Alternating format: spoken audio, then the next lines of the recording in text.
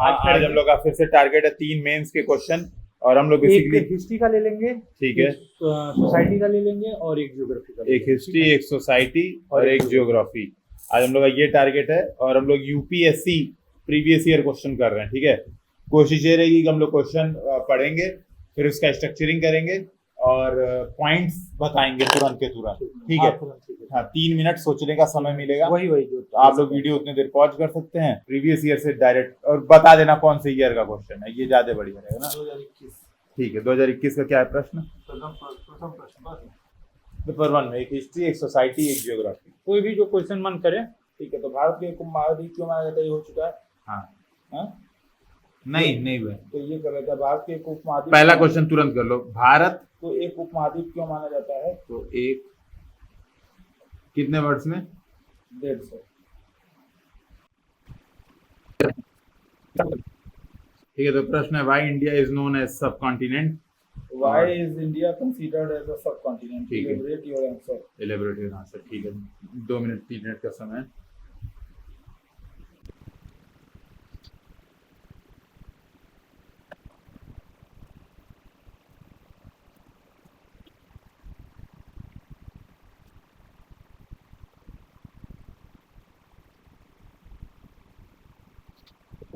Discussion किया जाए, चलिए बताइए, पहले कौन बताएगा? हम बताएं।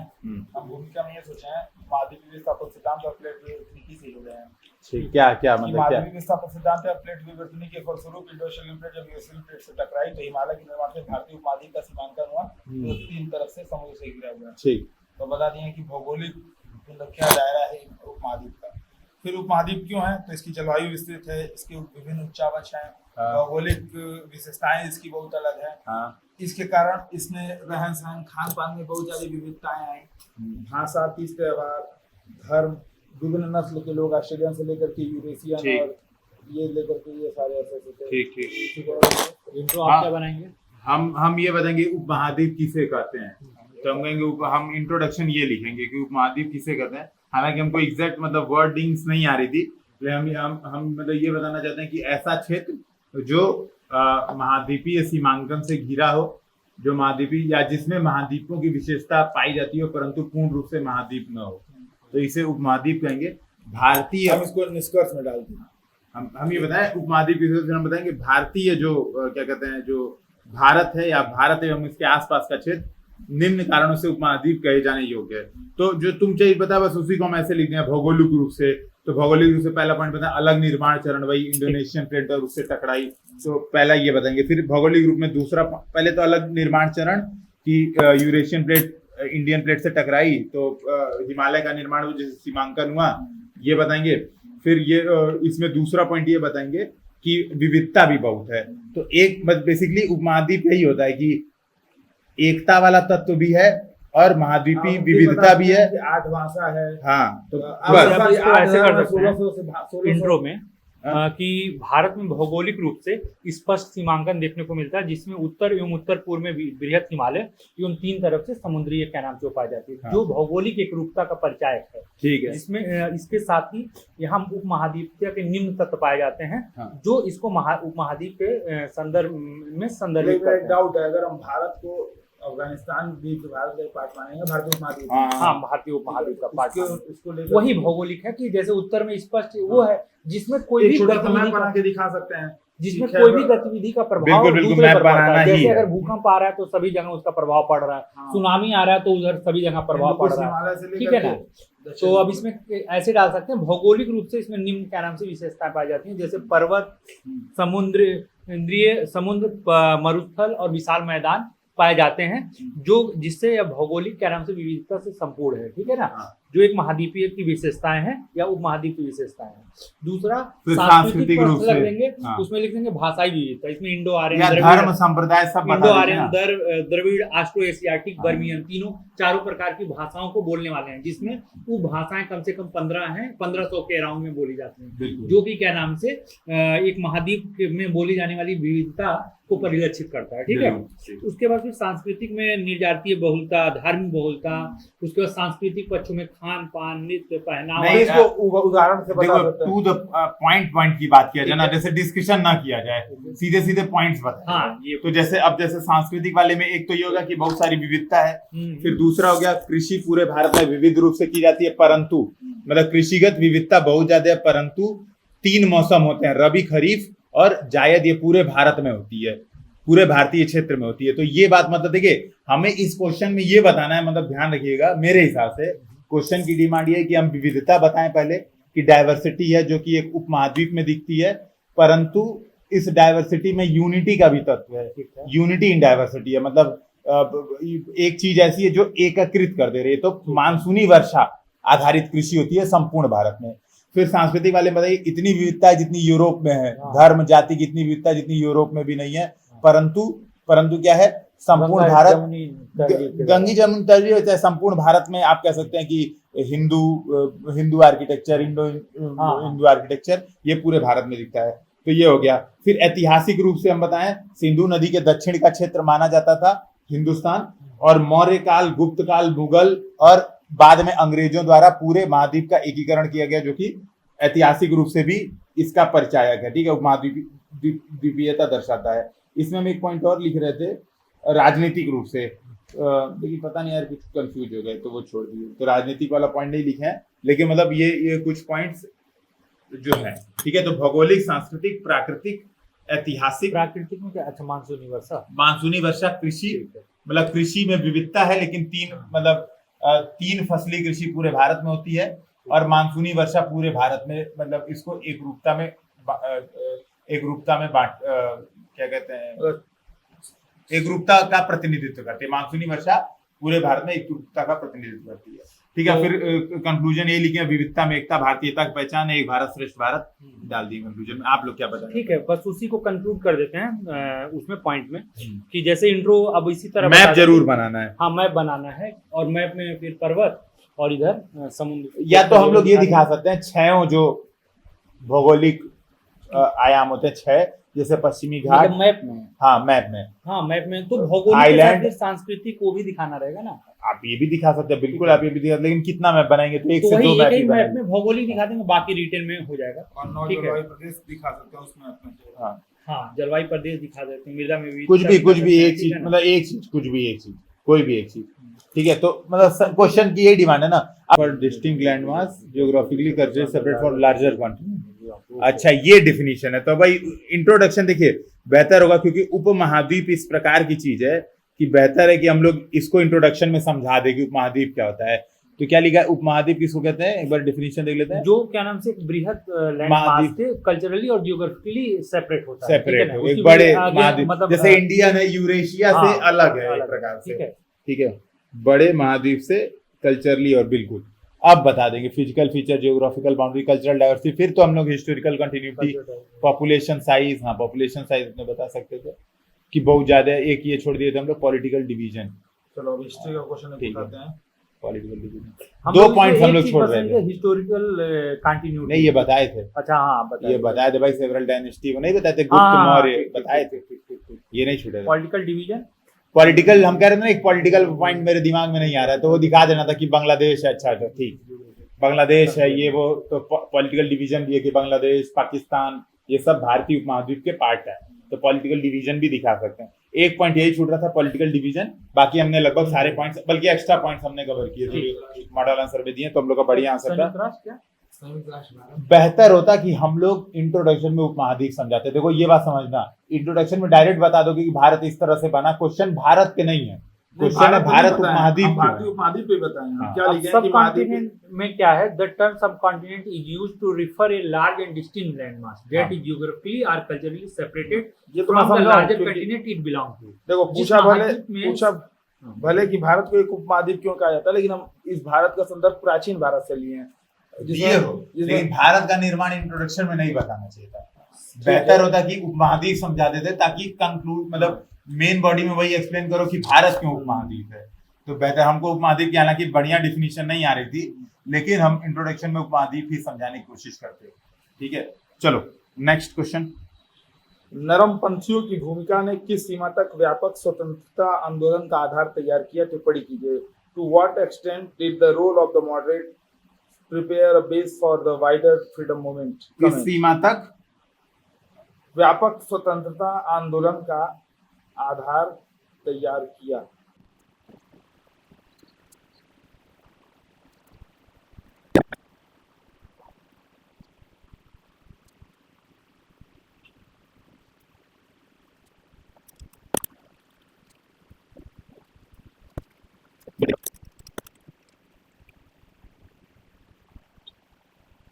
ठीक है, हो गया। तो पहले कौन बताएगा? हम बताएं? तो हमने क्या किया, मैंने इंट्रोडक्शन में ये लिखा कि कौन सा चरण नरमपंथी चरण है। तो हम बताएं कि कांग्रेस के बनने के बाद 1885 से 1905 तक का चरण भारतीय राष्ट्रीय आंदोलन का नरमपंथी चरण माना जाता है, जिसमें प्रमुख मतलब नेता बता दिए एक दो, जैसे दादा भाई नौरोजी, एक दो लोग और, मतलब ये प्रमुख, हाँ, ये लोग प्रमुख इसके मतलब नेता थे।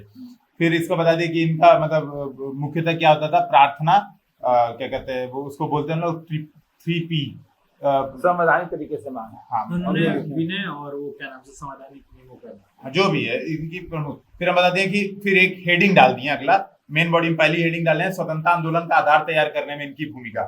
तो पहला पॉइंट बना कि राष्ट्रीय एकता का निर्माण किया, पूरा नॉर्थ से साउथ, ईस्ट से वेस्ट तक, ठीक है। फिर दूसरा बताएं भारतीयों में राजनीतिक क्षमता का निर्माण किया, खासतौर पे कैपेसिटी बिल्डिंग, कैसे बैठते हैं, विदेशों में मांग रखी ये। फिर बताएं शासन के तरीके सीखे, शासन के तरीकों में बहुत सारे संवैधानिक सुधारों की मांग की। फिर बताएं बहुत सारी प्रमुख मांगे इन्होंने उठाई, जैसे शिक्षा से रिलेटेड, जमींदारी उन्मूलन से रिलेटेड, फिर क्या कहते हैं नमक कर उन्मूलन से रिलेटेड। तो ये बताएं कि कुछ इन्होंने प्रमुख मांगे उठाई जो भारतीय को प्रभावित करती थी।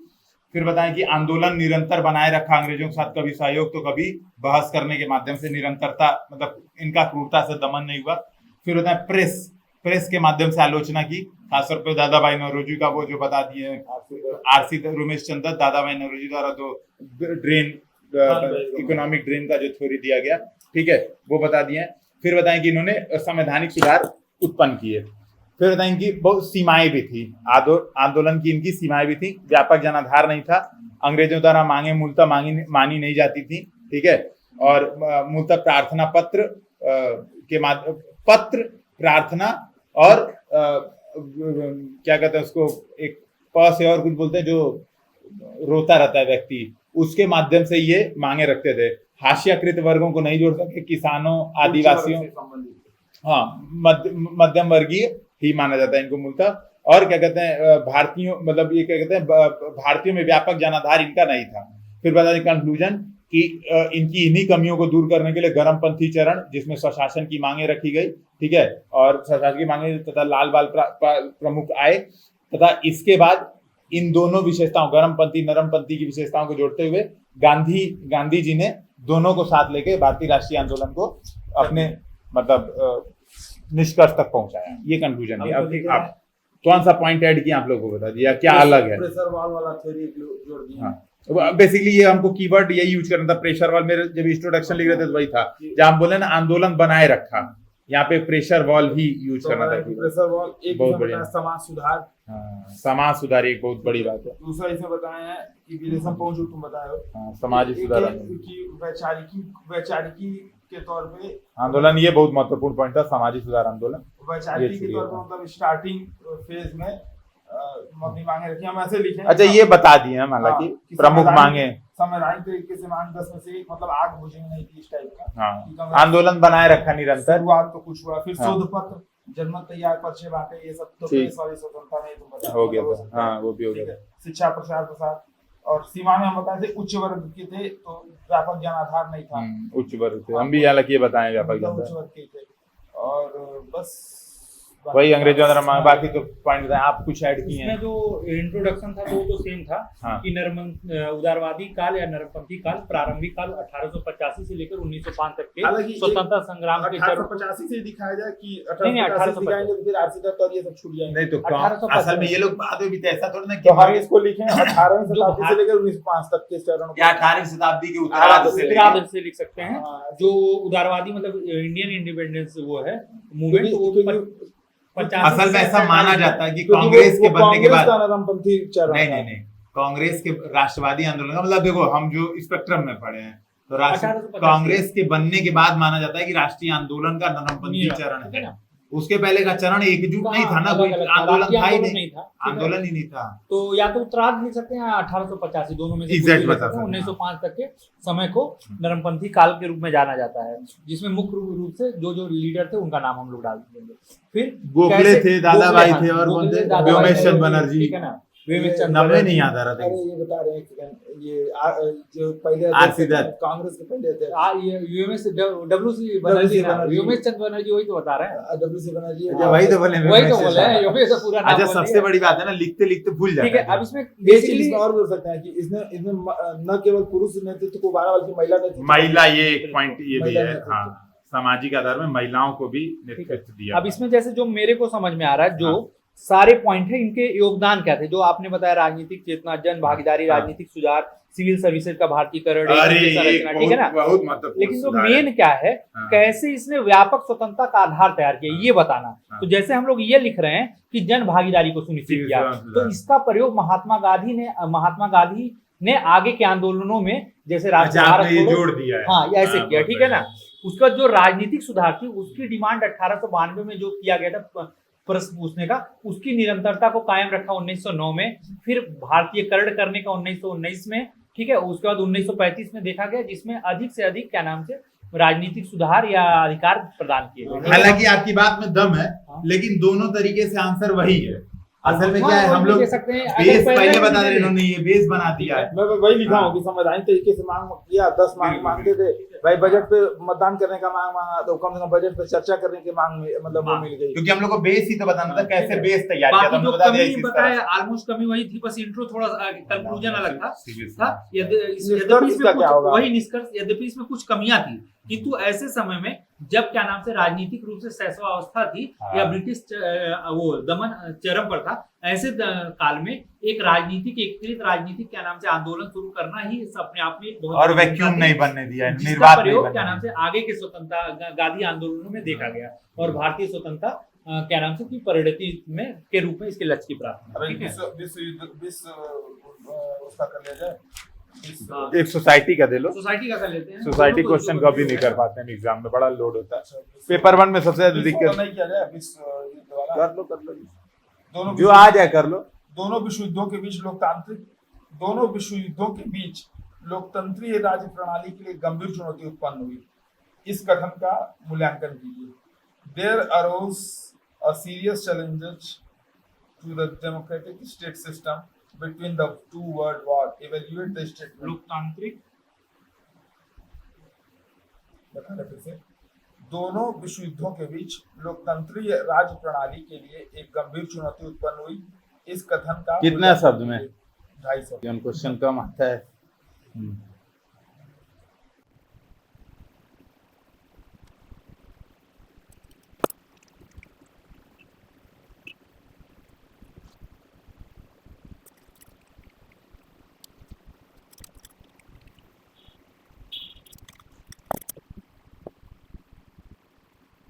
ठीक, बताओ भाई। अब सबसे पहले हम लोग अब आप बता दीजिए इंट्रोडक्शन। दोनों विश्वयुद्धों के बीच में हम लोग दोनों विश्वयुद्धों मतलब के बीच 1914 से 18 39 से 45 की कोई और- नहीं, दो विश्व युद्ध ना, वही 19 से लेकर उसके 13 45 के बीच में बीच में, ठीक है ना? बेसिकली यही कह रहा है कि के बीच में जो भी 14 से 45 के बीच में क्या क्या हुआ लोकतंत्र के तो लिख विरुद्ध। देंगे क्या, ऐसे लिख देंगे कि प्रथम विश्व युद्ध एवं द्वितीय विश्व युद्ध के बीच अस्थिर वैश्विक राजनीति व्यवस्था देखी गई, जिसमें घटित घटनाएं लोकतांत्रिक राज्य प्रणाली के प्रतिकूल या विपरीत थी, ठीक है ना? अब कैसे कैसे राजनीतिक विचारधाराओं का उदय, नाजीवाद, फासीवाद, ठीक है ना? ठीक। तो उसमें लिख हम देंगे ये यह लिखेंगे। सर्वेश्वरवादी विचारधारा थी, जिसमें एक व्यक्ति एक पार्टी एक देश की अवधारणा को दिया, जिसमें नाजीवाद में, ठीक है ना? एक व्यक्ति एक पार्टी की अवधारणा फासीवाद पर आधारित थी, ठीक है ना? तो दोनों विचारधारा कहीं ना कहीं लोकतांत्रिक मूल्यों के विपरीत है, हाँ। ठीक है? इसमें जिसका- क्रूर शासन, ठीक है, विरोधियों का जिसका दमन, व्यापक प्रभाव ये सब देखा गया, गया। और जो एक्सिस बना उसमें विभिन्न देश शामिल हुए, जो कि लोकतांत्रिक मूल्यों के विपरीत था, ठीक है? एक ये वो कर देंगे, उसको दूसरा चीज- एक्सप्लेन करेंगे थोड़ा, एक वो कर देंगे। क्योंकि 250 वर्ड्स में है ना। फिर ठीक ठीक। फंडामेंटल मूल अधिकारों का क्या नाम से अधिकार विहीनता, इसको कैसे वो कर देंगे कि यूएसएसआर में में एक यूएसएसआर का हम लोग एग्जांपल दे देंगे। उसमें क्या नाम से वो जो फंडामेंटल राइट है उनमें वायलेशन देखा गया। फिर आपके नाजीवाद फासीवाद जर्मनी इटली में भी व्यापक स्तर पर देखा गया, ठीक है ना।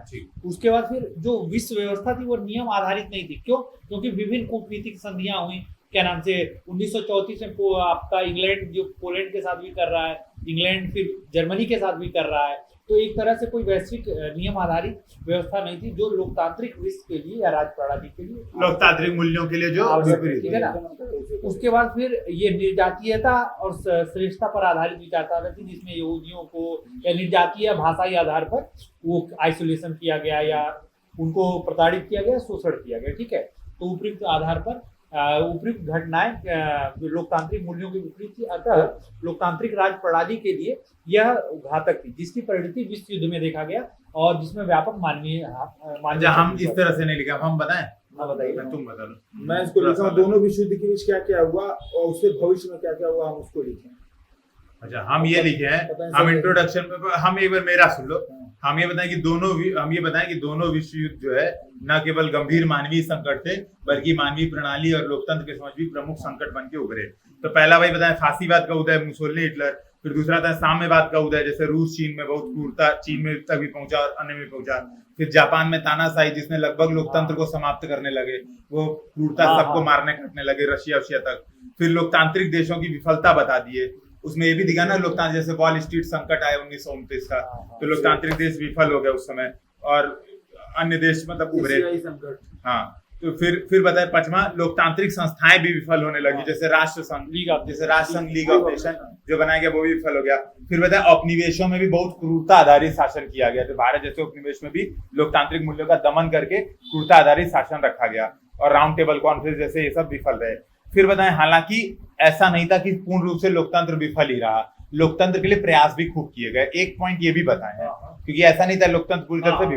हम बताएं जैसे उपनिवेशों में स्वतंत्रता की मांगे उठी, लोकतांत्रिक व्यवस्था की मांगे उठी। फिर दूसरा, अमेरिकी नेतृत्व में विश्व में लोकतांत्रिक प्रणाली के लिए बहुत संघर्ष किए गए, खासतौर पे अमेरिका ने वो बाद में लाया था, बिल्कुल वो बाद में लाया था, मुनरो डॉक्ट्रिन बाद में आया था, सेकेंड वर्ल्ड वॉर के बाद आया था। फिर होता है नवीन लोकतांत्रिक संस्थाओं की भी नींव रखी गई, खासतौर पर राष्ट्रसंघ जैसी संस्थाएं भी, ILO लेबर ऑर्गेनाइजेशन जैसी संस्थाएं भी उस दौरान बन गई, ठीक है। फिर कंक्लूजन ये दिए कि अंत में जो ये विचारधारा या विचारधारात्मक जो लड़ाई थी, चाहे साम्यवाद वर्सेस पूंजीवाद या लोकतंत्र बनाम साम्यवाद या समाजवाद की जो विचारधारा लड़ाई थी, द्वितीय विश्व युद्ध के बाद द्वितीय विश्व युद्ध यह शीत युद्ध में परिणित हो गई। हम कंक्लूजन ये थी। हम इसमें थोड़ा पॉइंट बीच में ये ऐड करते गए हैं। जैसे बताएं, एक तो ये कि 9 स्वतंत्र देश हुए, वो उपनिवेशवाद, मतलब इस विश्व युद्ध के बाद 9 स्वतंत्र देश हुए, लेकिन वो उपनिवेशवाद का जो छाप था उससे पूरी से हट नहीं पाए, जैसे उत्तर कोरिया, दक्षिण कोरिया। दूसरा इसमें बताया कि वैचारिकी में पूंजीवाद और समाजवाद का टकराव हुआ। इससे क्या हुआ, हथियारों की होड़ शुरू हो गई, खास करके मध्य लोकतंत्र को क्रूरता से दमन, खास करके मध्य एशिया में, मध्य एशिया संकट जिसको आप देख सकते हैं, इसमें अमेरिका का और रशिया का प्रभाव आप इसको देख। हालांकि ये सेकेंड वर्ल्ड वॉर के बाद ज्यादा हुआ, हम वही मतलब भविष्य का बता रहे हैं, क्योंकि वो तो आप लोग बता ही दिए हैं। फिर नए संस्थान भले बने, जैसे UN बना, वर्ल्ड बैंक बना, IMF बना, लेकिन इसमें भी देश विशेष का ये, लेकिन हमें फर्स्ट सेकंड के बीच के पॉइंट्स याद है, प्रभाव बता में बना था ना ब्रिटेन वुड्स संधि, लेकिन फिर उसका इम्पैक्ट तो बाद में पड़ गया ना। तो वही तो हम बता रहे हैं कि भले ये मतलब विश्व युद्ध का है, लेकिन अभी भी क्या है कि भारत जैसा जो एक लोकतांत्रिक, तो ये कंक्लूजन टाइप का हो गया कि भारत जैसा एक लोकतांत्रिक देश है, उसको भी अभी संयुक्त राष्ट्र सुरक्षा परिषद में वो नहीं हो पाता। कंक्लूजन वाला बता दिया कि तुम अभी भी मतलब। हाँ, अब इसके कारण बताया कि आतंकवाद, जलवायु परिवर्तन, विस्थापन, इसकी सबकी अपनी अपनी थ्योरी हो गई। जो जैसा देश है, जैसे अमेरिका के लिए आतंकी परिभाषा, मतलब इसको अगर एलिब्रेट करना चाहे तो लेकिन हमारे पास इतना मतलब क्वेश्चन से हम मैं नहीं कर रहा हूँ, मैं ये कर रहा हूँ, मतलब हिंट मैं इसमें डालूंगा कि जलवायु परिवर्तन, आतंकवाद या विस्थापन जैसे मुद्दों की जो है वो देश विशेष की परिभाषा, देश विशेष की वैचारिकी पे आधारित होगी, न कि लोकतांत्रिक पे आधारित होगी। इसकी भी बीच कहीं न कहीं आपको विश्व युद्ध में दिखती है, क्योंकि जो जीता वही सिकंदर, इस वाले भाव से आप बता सकते हैं। बिल्कुल ठीक है, तो आज का डिस्कशन यही क्वेश्चन, इसका आंसर वही है हमारे ख्याल से सही रहेगा कि जो बताया गया पहले की क्यों कैसे आलोकतांत्रिक घटनाएं, नाजीवाद, फासीवाद का उभय, जापान में तानाशाह का वो, ठीक है, फिर विश्व में, और फिर एक जैसे हथियारों की होड़, ठीक है, बहुत हथियारों बढ़िया की पॉइंट होड़ हो गई, बताया, हाँ, हथियारों जिसने की लोकतंत्र को दमन किया। हाँ, जहाँ बिना शांति के लोकतंत्र नहीं आ सकता है, ऐसे लिख सकते थे, हथियारों की होड़। उसके बाद वॉल स्ट्रीट संकट उसके बाद जरूर फिर बताना। जो लोकतांत्रिक देशों की असफलता थी, ग्रेट वो रिसेशन था, हाँ। वॉल स्ट्रीट संकट, लोकतांत्रिक संस्थाओं की विफलता, लीग ऑफ नेशन के रूप में, इसको ठीक एक है चीज ना। और बता सकते हैं कि जो लोकतांत्रिक देशों में उसमें कौन था, अमेरिका ही प्रमुख देश था, अमेरिका, यूके, यूके, ये भी लोग असफल हुए। अमेरिका इस मायने में असफल हुआ कि वहां पे भी मतलब 1945 के बाद ही आपको ये फंड, मतलब महिलाओं का अधिकार और ये सब का अधिकार। लेकिन हम लोग को बात करनी है 19 से 45 के बीच की, उसके बाद की बात तुम एक दो पॉइंट में बता सकते हो कि दूरगामी प्रभाव हुए। नहीं तो वही तो बता रहे, जैसे हम लोग एनसीईआरटी में क्वेश्चन पढ़ते हैं, उनसे विश्व युद्ध के कारण ही महिलाओं को अधिकार मिले। तुम्हारी बात सही है, नहीं नहीं, बात जैसे समझना। इसमें ये बोल रहा है कि क्वेश्चन की राज डिमांड प्रणाली नहीं है। की उस समय- क्वेश्चन पढ़ो नहीं वापस। नहीं, वो मैं नहीं कह रहा हूँ, मैं ये कह रहा हूँ ये पॉजिटिव में बता सकते हैं कि महिलाओं का अधिकार अमेरिका जैसे- एक पॉइंट दोगे ना, हाँ। कंक्लूजन में दोगे तो Conclusion कोई में- भी एक पॉइंट दोगे ना भाई, सारा थोड़ा देखो। नहीं, सारा नहीं, हाँ। जैसे वो एनसीईआरटी में लोग पढ़ते तो नहीं बताता है कि महिलाएं पुरुषों की जगह काम करने लगी, क्योंकि युद्ध में पुरुष जाते थे, महिलाएं खाली हो गई, तो अब ये लगा कि सरकार को कि महिलाएं भी पुरुष की जगह काम कर सकती हैं, इस पॉइंट को तुम किसमें बता सकते हो फिर? पॉजिटिव वे में। तो ये बता सकते हो लोकतंत्र की मांगे उठी, हाँ, कि वो वाले ऐसा हेडिंग में भी वही तरह कि लोकतंत्र पूरी तरह से विफल नहीं रहा, लोकतंत्र बल्कि उसके पॉजिटिव लोकतांत्रिक, हाँ। फंडामेंटल राइट्स मिले, यहाँ पे बता सकते हो बिल्कुल। हाँ, वही बोल रहे हैं। FR महिलाओं को भी मतलब, या आप कह सकते हो वंचित वर्ग भी मुख्य धारा में आए, हाँ। वंचित वर्ग भी मुख्य धारा में आए, या भागीदारी बढ़ी। लोकतंत्र की मूलभूत विशेषता भागीदारी बढ़ी देशों में, खासतौर पर पश्चिमी देशों में। तो एक पॉइंट ये ऐड कर सकते हो कि लोकतंत्र के लिए मांगे उठी उसमें भी, ठीक है। तो आज का डिस्कशन यहीं पे समाप्त, ठीक है। फिर आप लोग बताइए कमेंट सेक्शन में कैसा रहा। सभी को जय हिंद जय भारत, किसने और सारे फिर आंसर एक चीज ये लिखे भी कर सकते हैं, अगर जैसे डिस्कशन के बाद लोगों को लग रहा हो कि जैसे कुछ पॉइंट्स ऐड करने चाहिए, तो आप कमेंट में में बता डाल सकते सकते हैं, ठीक है, बिल्कुल। हम लोग उसको जरूर हाँ। देखेंगे।